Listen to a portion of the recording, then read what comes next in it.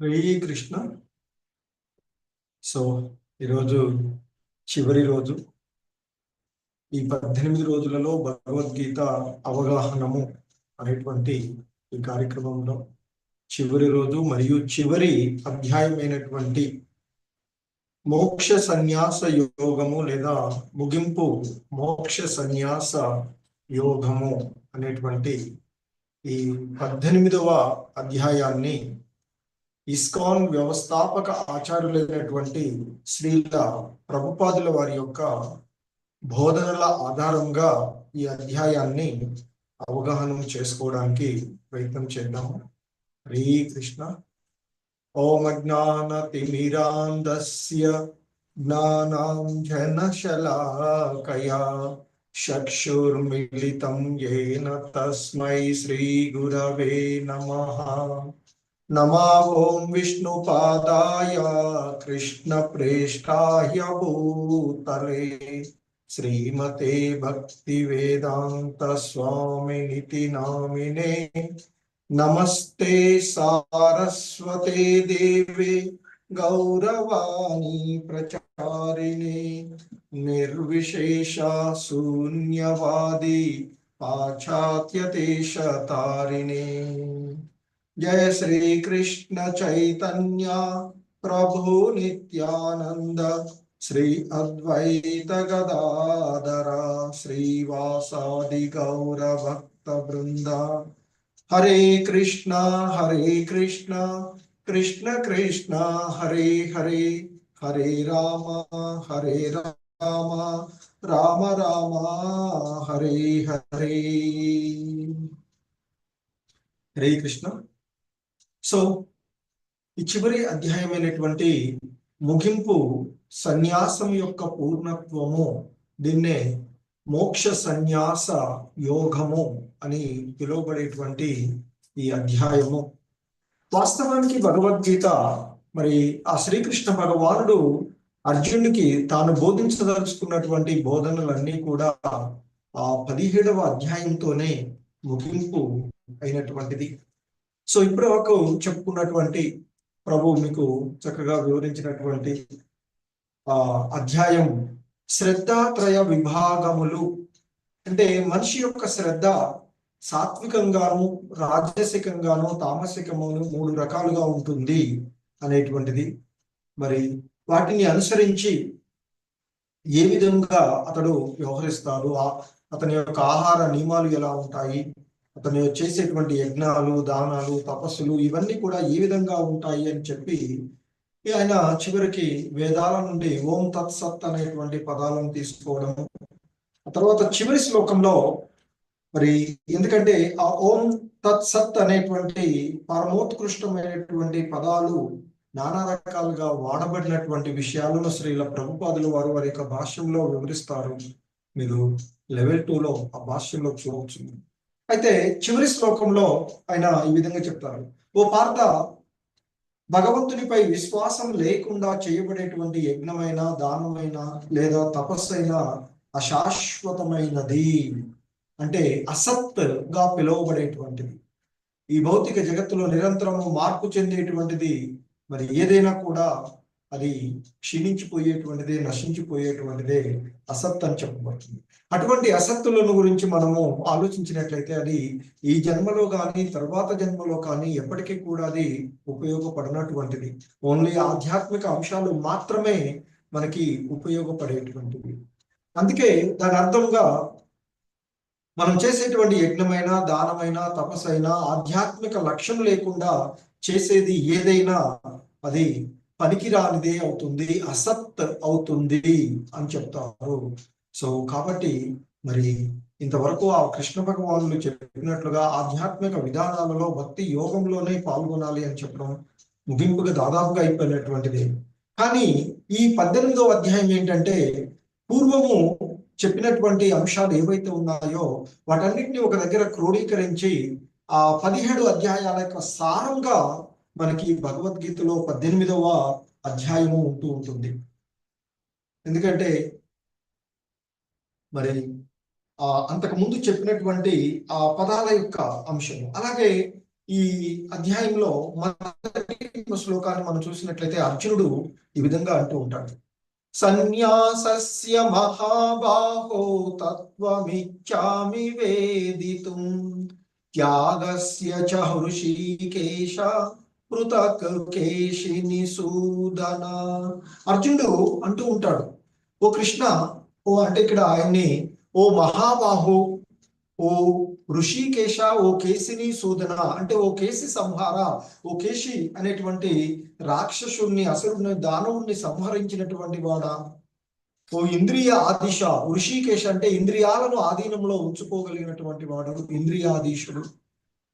అయితే నాకు త్యాగం యొక్క ఉద్దేశాన్ని, సన్యాసం యొక్క ఉద్దేశాన్ని నేను తెలుసుకోగోరినాను అంటూ అడుగుతున్నాను. ముఖ్యంగా అర్జునుడు ఇక్కడ ఉపయోగించినటువంటి పదాలు హృషికేశ, కేశిని సూదన. హృషికేశుడు అంటే శ్రీకృష్ణుడే. సకల ఇంద్రియాలకు అధిపతి అయినటువంటి ఆ శ్రీకృష్ణుడు మరి మన మానసిక నిర్మలతను పెంపొందించడానికి అతడు సహకరించేటువంటి. ఇక్కడ మరి కేశిని సూదన అంటే కేసి సంహార. మనలో కలిగేటువంటి అనుమానాలు, మోహము, ఇవన్నీ కూడా అవి దానవులు వంటివి అని అంటారు. మరి అటువంటి వాటిని, ఆ దానవులను సంహరించగలిగేటువంటి వాడు అర్జునుడు మాత్రమే. కాబట్టి మనలో ఉన్నటువంటి మోహము, వీటన్నిటిని తొలగించగలిగేటువంటి వాడు ఆ కృష్ణుడే. కనుక ఆయన్ని ఆ విధంగా సంబోధించి తెలుసుకోబోరినటువంటి వాడై అడగడం జరుగుతుంది. దానికి ఆ భగవంతుడు చెప్తూ ఉంటుంటాడు. శ్రీకృష్ణ భగవానుడు ఈ విధంగా అంటున్నాడు, కామ్యానాం కర్మణాం న్యాసం సన్యాసం కవయో విదుః సర్వకర్మ ఫలత్యాగం ప్రాహుస్త్యాగం విచక్షణాః. సో మరి ఆ శ్రీకృష్ణ భగవానుడైనటువంటి ఆయన దేవాదిదేవుడైనటువంటి కృష్ణ భగవానుడు అంటూ ఉన్నాడు, ఓ అర్జున, భౌతిక కోరిక పైన ఆధారపడి ఉన్నటువంటి కర్మలను విడిచిపెట్టడమే సన్యాసము అని మహాపండితులు చెప్తారయ్యా. మరి ఇక సమస్త కర్మల ఫలితాలను వదిలిపెట్టడమే త్యాగము అని జ్ఞాన సంపన్నుల యొక్క అభిప్రాయము. అంటే ఫలాల కొరకు కర్మలను చేయకుండా ఉండాలి అనేటువంటిది ఇక్కడ చెప్తూ ఉన్నటువంటి ఇదే భగవద్గీత యొక్క ముఖ్య ఉపదేశం కూడాను. మరి అందుకే మనకు చెప్తారు, ఓ అర్జున, నీ కర్తవ్య కర్మలను ఫలాసక్తి లేకుండా చెయ్యాలి అంటూ మనకి 2వ అధ్యాయంలో కూడా చెప్తారు. కర్మనే వాధికారస్తే అంటూ, నీ కర్మలను ఆచరించడంలోనే నీకు అధికారం కలదు, కానీ నీవు ఫలితాలకు నీకు ఎటువంటి అధికారం లేదు. మరి అలా అని చెప్పేసి నీ కర్మలను నీవు ఆచరించడము మానివేయవద్దు అంటూ కూడా చెప్తారు కృష్ణ భగవానుల వారు. మరి సో కాబట్టి మరి ఇక్కడ వివిధ వారి యొక్క అభిప్రాయాలను ఆ భగవంతుడు ఇక్కడ మనకి తెలియచేస్తూ ఉన్నటువంటిది. మరి సన్యాసం అంటే ఏమిటి, అలాగే త్యాగం అంటే ఏమిటి అనేటువంటిది ఆయన ఈ శ్లోకంలో చెప్పినటువంటిది. భౌతిక కోరికల పైన ఆధారపడి ఉన్నటువంటి ఆ కర్మలన్నింటినీ విడిచిపెట్టడమే సన్యాసము. ఇక సమస్త కర్మ ఫలాలను విడిచిపెట్టడము త్యాగము అని చెప్తూ ఉన్నటువంటి అభిప్రాయాలను చెప్పి ఆయన ఇక్కడ మనకి, అంటే అర్జునుడు అడిగినటువంటి దానికి సమాధానంగా ఈ మానవాళికి అందించినటువంటి అంశము. ఇంకా చెప్తున్నారు, త్యాజ్యం దోషవదిత్యేకే కర్మ ప్రాహుర్మనీషిణః యజ్ఞదాన తపకర్మ నత్యాజ్యమితి చాపరే. అన్ని రకాలైనటువంటి కామ్యకర్మలు దోషమైనవి, వాటిని విడిచిపెట్టాలి అని కొంతమంది పండితులు అంటూ ఉంటుంటారు. కానీ ఓ అర్జున, అయినా యజ్ఞము, దానము, తపస్సు అనేటువంటి కర్మలను ఏనాడు కూడా విడిచిపెట్టవద్దు అని మరికొందరు ఋషులు చెప్తూ ఉన్నారు. అంటే వేదాలలో వివాదాస్పదమైనటువంటి అనేక కర్మలు ఉన్నటువంటి వాటిని గురించి ఇక్కడ కూడా ప్రస్తావిస్తూ ఉంటుంటారు శ్రీల ప్రభుపాదుల వారు వారి యొక్క భాష్యంలో. సో కాబట్టి మరి యజ్ఞం గురించినటువంటి భిన్నమైనటువంటి అభిప్రాయాలు ఉన్నప్పుడు ఉన్నవి అని ఇప్పుడు స్వయంగా భగవంతుడే చెప్తూ ఉన్నటువంటి అంశాన్ని మనము ఇక్కడ చూస్తూ ఉన్నటువంటిది.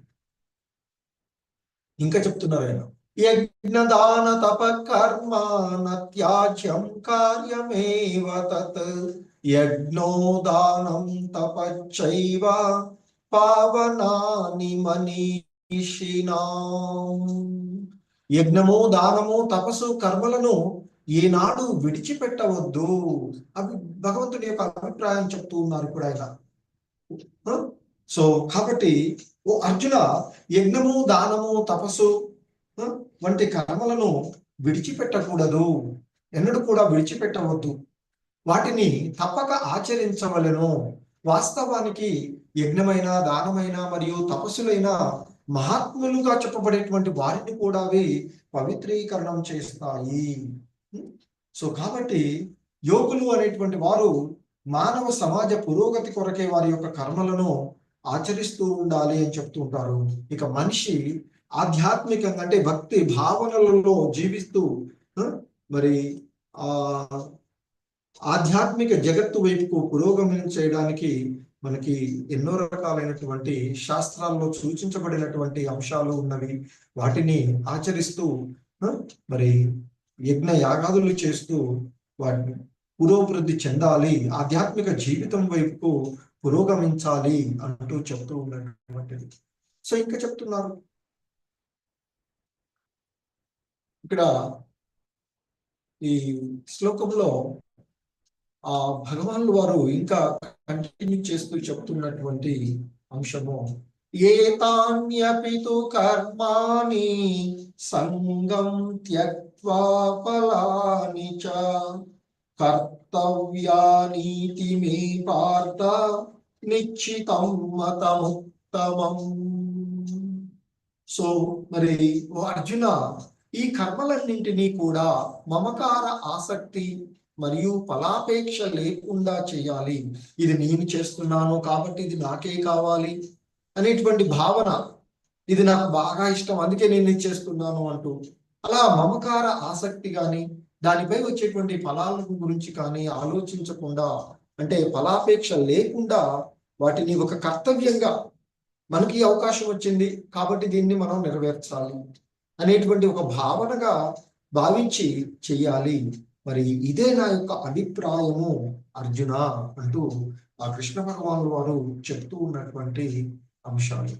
సో ఇంకా చెప్తున్నారు, నియతస్యతు సన్యాసః కర్మణో నోపపద్యతే మోహాత్తస్య పరిత్యాగ తామస పరికీర్తితః. విద్యుక్త ధర్మాలను ఏనాడు విడిచిపెట్టడము మంచిది కాదు అంటూ చెప్తూ ఉన్నటువంటిది.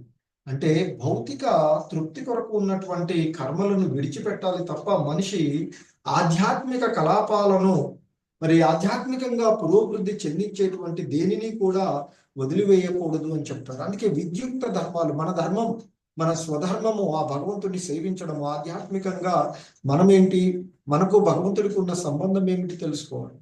సో ఆ విధంగా ఉన్నటువంటి విద్యుక్త ధర్మాలను ఏనాడు కూడా విడిచిపెట్టకూడదు అని చెప్తున్నారు. ఒకవేళ అవివేకంతో ఆ విద్యుక్త ధర్మాలను విడిచిపెట్టినట్లయితే అది తమోగుణ త్యాగం అవుతుంది అర్జున అంటూ చెప్తూ ఉన్నటువంటిది. సో ఇంకా చెప్తున్నారు, కష్టంగా ఉన్నాయని లేదా శరీరానికి అసౌకర్యం అని భావించి మనం విధిగా చేయవలసినటువంటి కర్తవ్య కర్మలను ఈనాడు కూడా విడిచిపెట్టకూడదు అని చెప్తున్నారు. మరి అలా విడిచిపెట్టినట్లయితే అది రజోగుణమైనటువంటి త్యాగం అని చెప్పబడుతుంది.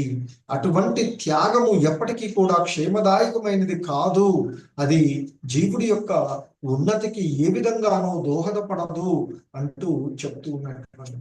ఇంకా చెప్తున్నారు, కార్యమిత్యేవ యత్కర్మ నియతం క్రియతే అర్జున సంగం త్యక్త్వా ఫలం చైవ సత్యాగ సాత్వికో మతః.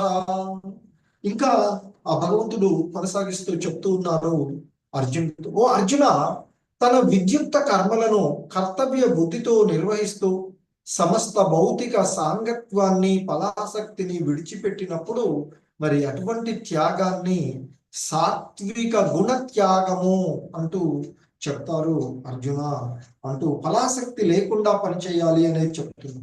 అతడు మరి తన యొక్క గుణాల నుండి విడిబడి చేయాలి. మరి కృష్ణ భక్తి భావనలో ఉండి చేసేటువంటి ప్రతిదీ కూడా ఆ భగవత్ సంబంధంలోనే చెయ్యాలి అనేటువంటి విషయాన్ని ఇక్కడ మనకి చెప్తూ ఉన్నారు. మరి ఇంకా చెప్తూ ఉంటారు, ఓ అర్జున, అశుభ కర్మ పట్ల ద్వేషం గాని శుభకర్మల పట్ల ఆసక్తిని గాని లేకుండా సత్వగుణంలో ఉండే బుద్ధిమంతుడైన త్యాగికి కర్మను గురించి సంశయాలంటూ ఏవి ఉండవు. అంటే మరి ఆ కృష్ణ భక్తి భావనలో ఉన్నటువంటి, అంటే ముఖ్యంగా సత్వగుణంలో ఉన్నటువంటి వ్యక్తికి ఎవరికి గాని తన దేహానికి క్లేశాలు కలిగించే దాని పైన గాని ద్వేషించడు అంటూ చెప్తూ ఉన్నటువంటిది.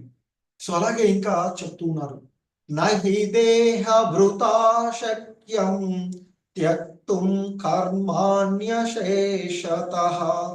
యస్తు కర్మ ఫలత్యాగి సత్యాగీత్యభిధీయతే. ఇంకా ఇక్కడ చెప్పబడుతూ ఉన్నటువంటి అంశము, ఓ అర్జున, దేహదారి అయినటువంటి జీవునికి సమస్త కర్మలను వదులుకోవడము నిజంగా సాధ్యం కాదు.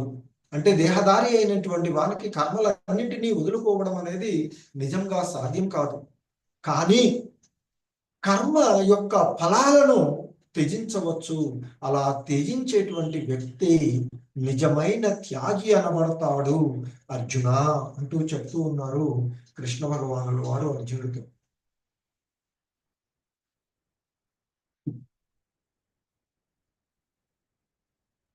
ఇంకా చెప్తున్నారు, స్వప్రయోజనముల పట్ల ఆసక్తితో ఉండే వారికి మరణించిన పిదప కూడా సుఖము దుఃఖము మరియు ఆ రెండింటి యొక్క మిశ్రమము అనే 3 విధాలుగా కర్మ ప్రతిఫలాలు ఉంటాయి అని చెప్తున్నారు. ఎవరికి ఇది? స్వప్రయోజనాలను ఆశిస్తూ చేసేటువంటి వాడి గురించి మాట్లాడుతున్నారు ఇక్కడ కృష్ణ భగవానుల వారు. మరి అలా స్వప్రయోజనాలను ఆశిస్తూ అలా ఉండి జీవించుకుంటూ ఉండి ఆ తర్వాత ఈ దేహాన్ని వదిలివేయగానే అతనికి 3 రకాలైనటువంటి కర్మ ఫలాలలో ఉంటాయి అని చెప్తున్నారు. అవే మరి సుఖమైనవి అంటే చేసినటువంటి మంచి పనుల వల్ల సుఖము, దుఃఖము చెడు పనుల వల్ల కలిగేటువంటి దుఃఖము. అలాగే 2 ఎలాగూ చేస్తాడు కాబట్టి ఆ రెండింటి యొక్క మిశ్రమం. కొన్నిసార్లు సుఖము దుఃఖము అలా ఉచ్చిపోతూ ఉండేటువంటివి. అందుకే మనకు 2వ అధ్యాయంలో చెప్తారు, ఈ జీవితంలో సుఖాలు దుఃఖాలు అనేవి మన జీవిత కాలక్రమంలో వచ్చిపోయేటువంటి ఎండాకాలము చలికాలము వంటివి. వాటిని ఓర్చుకోవడం నేర్చుకోవాలి తప్ప వాటి నుండి బయటపడేటువంటి, అంటే వాటిని నుండి ఏదో తప్పించుకోవాలనేటువంటిది కాదు. వాటిని అనుభవించాల్సిందే, ఓర్చుకోవాల్సిందే అనే విషయాన్ని చెప్తూ ఉన్నారు.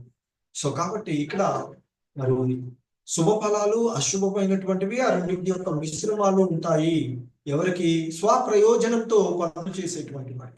కానీ ఎవడైతే కర్మ ఫల త్యాగిగా ఉంటాడో, తాను చేసినటువంటి ఆ కర్మల యొక్క ఫలాలను త్యజించినటువంటి వాడు, అంటే వైరాగ్య భావనతో కర్మలను ఆచరించినటువంటి వాడికి మరి అటువంటి ఫలాలు ఈ లోకంలో గాని పరలోకంలో గాని ఉండవు. సో అటువంటి వారు ఆధ్యాత్మికంగా పురోభివృద్ధి చెంది ఆ భగవంతుని యొక్క దివ్య ధామాన్ని చేరుకుంటారు, మరలా ఈ భౌతిక జగత్తులోకి రారు అనేటువంటి విషయాన్ని ఇక్కడ చెప్తూ ఉన్నాడు. హరే కృష్ణ. సో మనకి ఇక్కడ మరి ప్రకృతి యొక్క త్రిగుణాలు ఆల్రెడీ ఇంతకు ముందే మనము వివరించుకున్నటువంటి అంశాల యొక్క సారాంశం మరొకసారి చూసినట్లయితే ఇక్కడ చెప్తూ ఉంటుంటారు.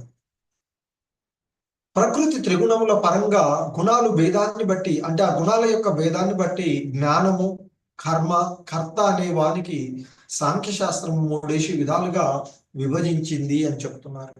అంటే జ్ఞానము 3 రకాలుగా ఉంటుంది. అంటే ఏంటి? సాత్విక జ్ఞానము, రాజసిక జ్ఞానము, తామసిక జ్ఞానం. అలాగే కర్మ కూడా మనం ఆచరించేటువంటి పనులు సాత్వికమైన పనులు, రాజసికమైన పనులు, తామసికమైన పనులు. అలాగే వాటిని ఆచరించేటువంటి వ్యక్తి కూడా సాత్వికమైన కర్తగాను రాజసికమైన కర్తగాను తామసికమైన కర్తగాను ఉంటారు.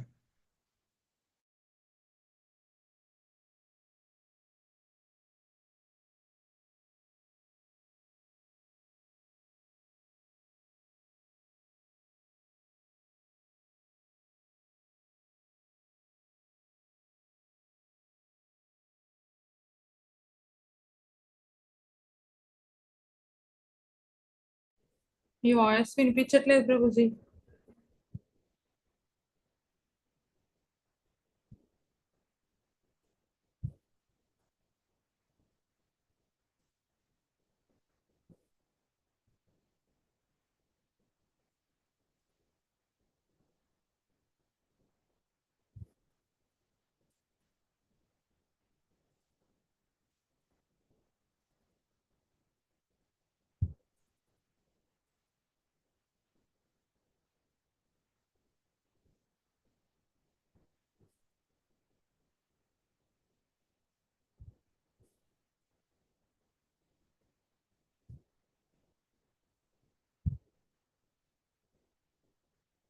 మీ వాయిస్ వినిపించట్లేదు ప్రభుజీ. స్క్రీన్ కూడా కనిపించట్లేదు. మాతాజీ ప్రభుజీకి సిగ్నల్ కొంచెం లేనట్టుంది, వస్తారు ఒక 2 minutes.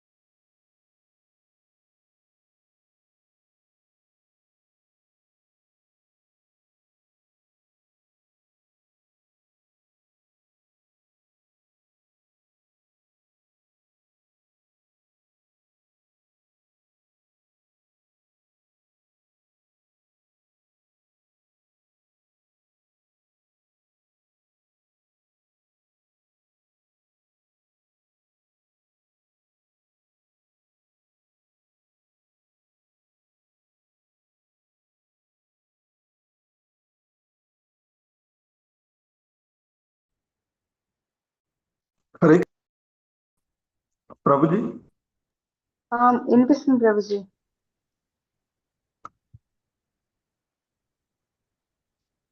Okay Mataji. Prabhuji screen share అని చేయమంటారా ప్రభుజీ?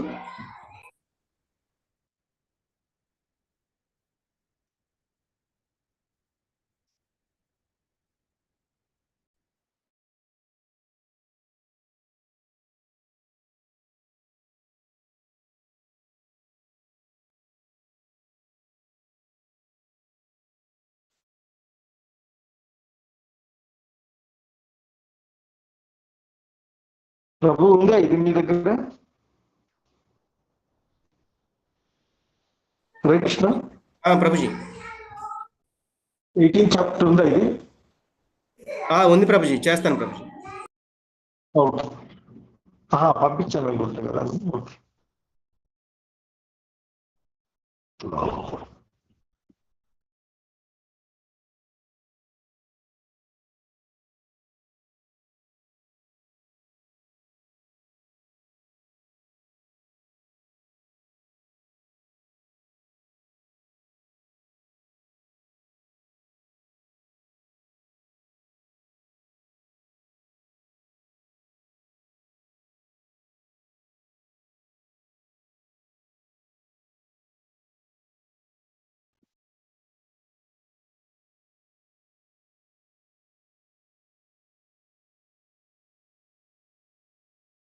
హరే కృష్ణ.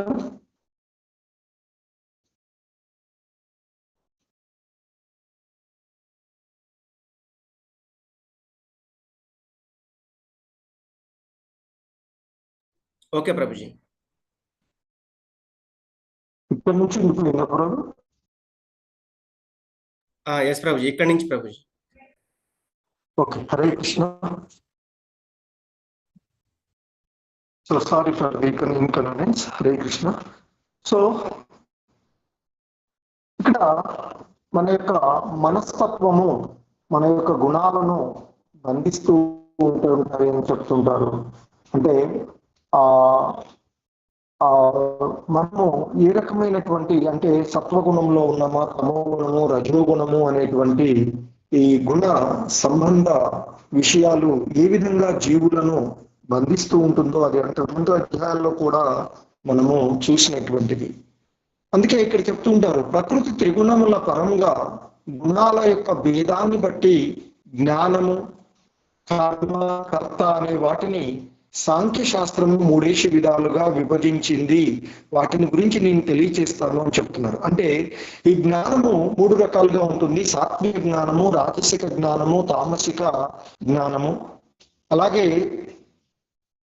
ఈ కర్మ కూడా సాత్వికమైనటువంటి కర్మలు, రాజసికమైనటువంటి కర్మలు నెక్స్ట్ లో కనుగొంటారు. అలాగే తామసికమైనటువంటి ఈ కర్మలు అంటూ మనకి 3 రకాలైనటువంటి కర్మలు. అలాగే ఆ కర్త అంటే విధి నిర్వాహకుడు కూడా 3 రకాలుగా సాత్వికుడు, అంటే అతడు చేసేటువంటి అనుకున్న జ్ఞానము, అలాగే అతడు చేసేటువంటి కర్మలను అనుసరించి కూడా ఈ కర్త కూడా 3 రకాలుగా ఉంటాడు. సాత్వికుడు, రాజసికులు, అలాగే తామసికులు.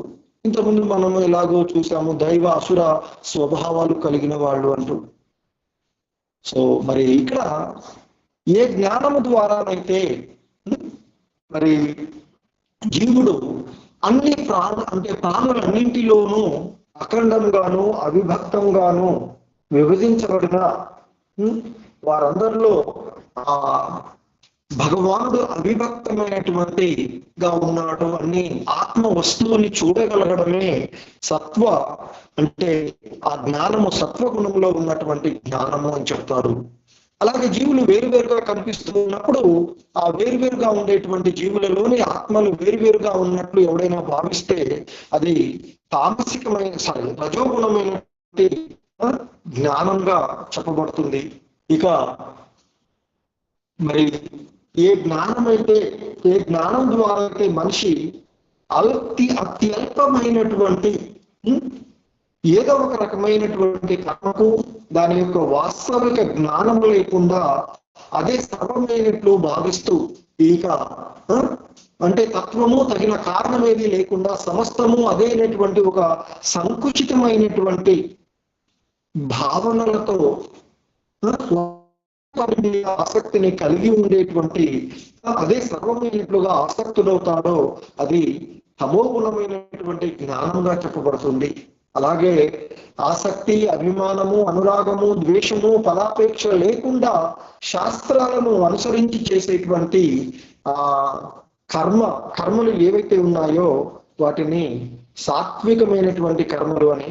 ఇక ఏదో ఒక ఫలాన్ని ఆశిస్తూ అహంకారంతోనూ అధిక ప్రయాసలతోనూ చేయబడేటువంటి కర్మలు రాజసికమైనవని, ఇక మోహంతో వాడి యొక్క శక్తి ఏమిటో తెలియదు కానీ ఏదో చేస్తానికి ప్రయత్నం చేస్తుంటాడు. అంటే మోహంతో స్వశక్తి ఏమిటో తెలియకుండా జరిగే పరిణామాలు, నష్టము, హాని గురించి ఆలోచించకుండా చేసేటువంటివి మరి కర్మలు ఏవైతే ఉన్నాయో అవి తామసికమైనటువంటి కర్మలు అని.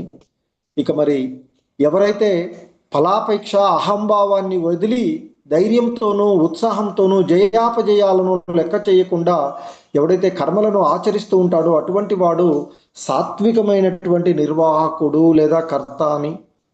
ఇక ఫలాలపైన ఆసక్తి, అనురాగాన్ని, దురాశ, పరపీడన పరాయణత్వాలతో శుచి శుభ్రత్వం లేకుండా సుఖదుఖాలకు లొంగిపోతూ కర్మలను ఆచరించేటువంటి వాడు రాజసికమైనటువంటి కర్తగాను. ఇక మనోనిగ్రహము, వివేకము, వినయం లేకుండా ద్రోహ బుద్ధితో, దుష్ట స్వభావంతో, నిరుత్సాహంతో, నిరంతరము విచారంతో, కాలయాపనలతో కర్మలను ఆచరించేటువంటి వాడు తామసికమైనటువంటి నిర్వాహకుడు అని చెప్తూ ఉంటుంటారు. హరే కృష్ణ.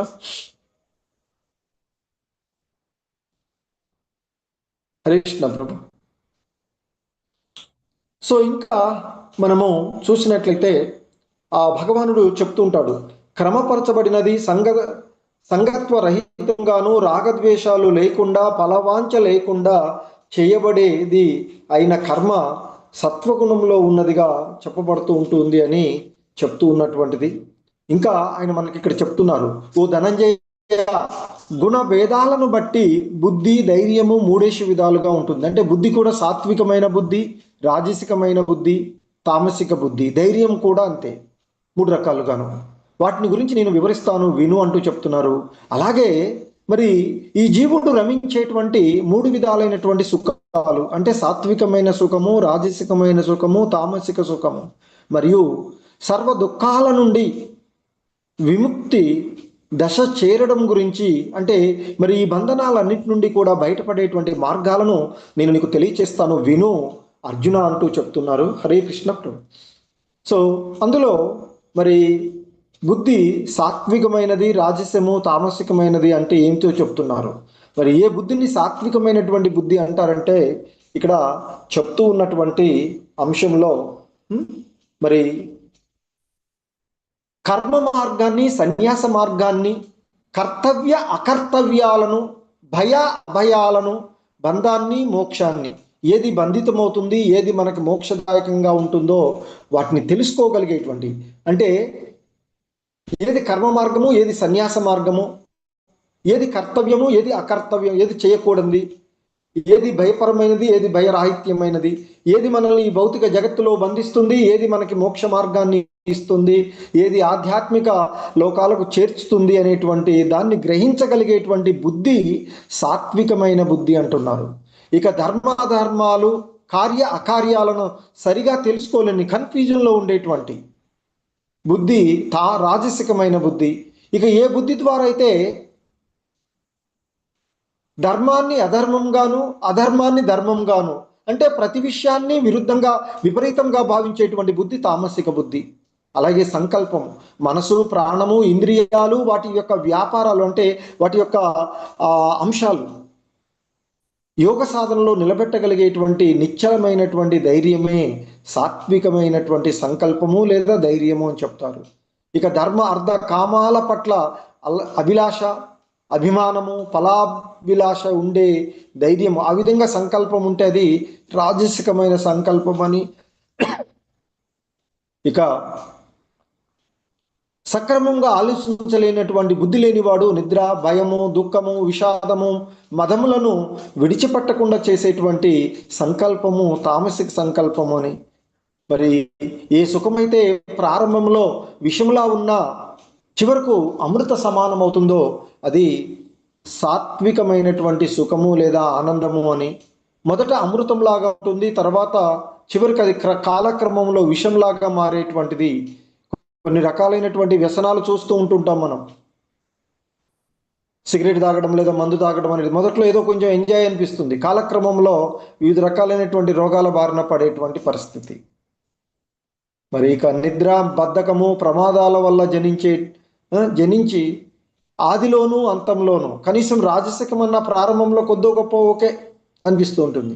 కానీ ఇది మొదట్లో కానీ చివరిలో కానీ మోహాన్ని కలగజేసేటువంటి సుఖము తామసికమైనటువంటి సుఖంగా చెప్తూ ఉన్నారు. అలాగే ఇంకా ఆదర్శప్రాయుడైనటువంటి కర్తను గురించి మనకి ఇక్కడ చెప్తూ ఉన్నారు కృష్ణ భగవానుల వారు. మరి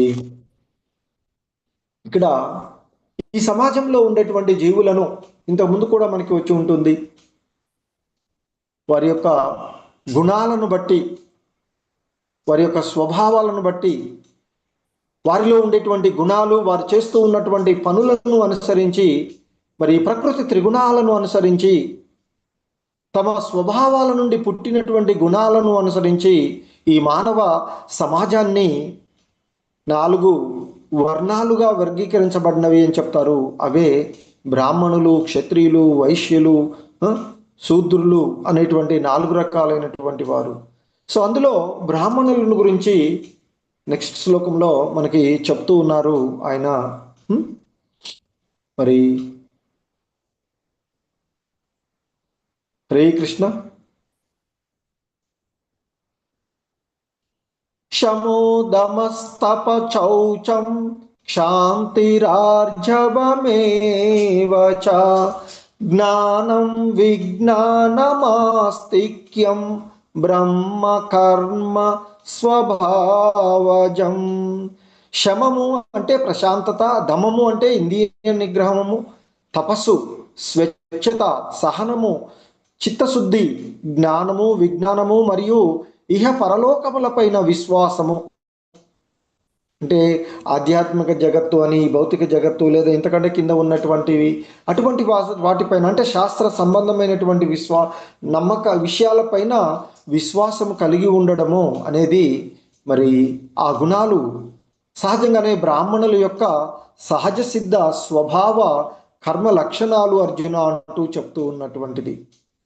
అంటే ఓర్పుతో ఉండడము, ఇంద్రియ నిగ్రహాన్ని కలిగి ఉండి తపస్సులను ఆచరించడము, స్వచ్ఛంగా, సహనంగా, చిత్తశుద్ధితోనూ జ్ఞానాన్ని, ఎందుకంటే వేదాలను అధ్యయనం చేయడము, శాస్త్రాలను చదవడము, వాటిని అనుభూతి మరుచుకొని విజ్ఞానాన్ని పొందడము, తద్వారా ఇహ పరలోకాలపైన విశ్వాసాన్ని కలిగి ఉండేటువంటి ఆ లక్షణాలు, కర్మ లక్షణాలు బ్రాహ్మణుల యొక్క సహజ సిద్ధ స్వభావాలు అంటూ చెప్తూ ఉన్నారు. ఆ తర్వాత శ్లోకంలో అయినా మనకి ఆ క్షత్రియుల యొక్క లక్షణాలు చెప్తూ ఉన్నారు. చౌర్యం తేజ ధృతిర్దాక్ష్యం యుద్ధే పాప్య పలాయనం దానమీశ్వర భావచ్చ క్షాత్రం కర్మ స్వభావజం. సో ఇక్కడ చెప్తున్నారు చౌర్యం తేజో ధృతిర్దాక్ష్యం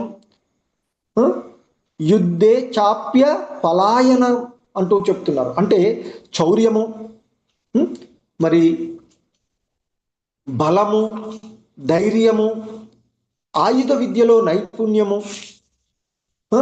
మరి యుద్ధము నుండి వెనుతిరగని సంకల్పము, విశాల హృదయము, దయాగుణము మరియు నాయకత్వ సామర్థ్యము, ఇవన్నీ కూడా మరి క్షత్రియుల యొక్క సహజంగా ఉండేటువంటి లక్షణాలు అంటూ చెప్తూ ఉన్నటువంటిది.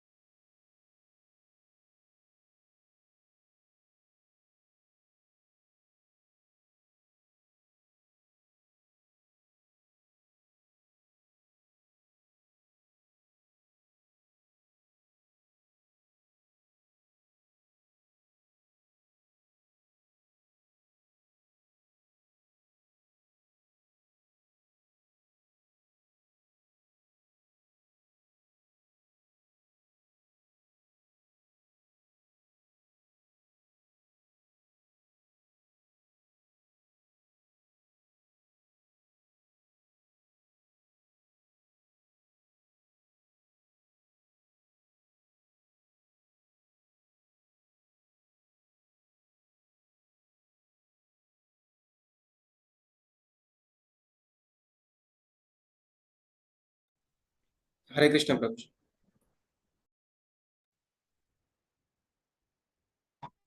హరే కృష్ణ ప్రభు. ఎస్ ప్రభుజీ. హరే కృష్ణ. 1 minute.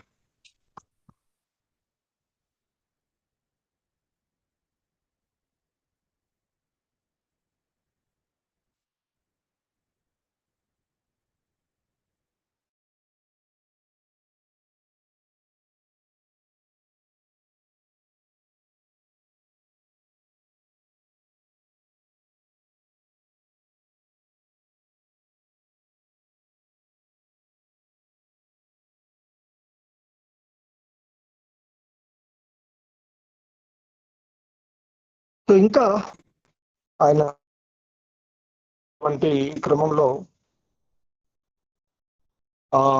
వ్యవసాయము, పాడి పంటలు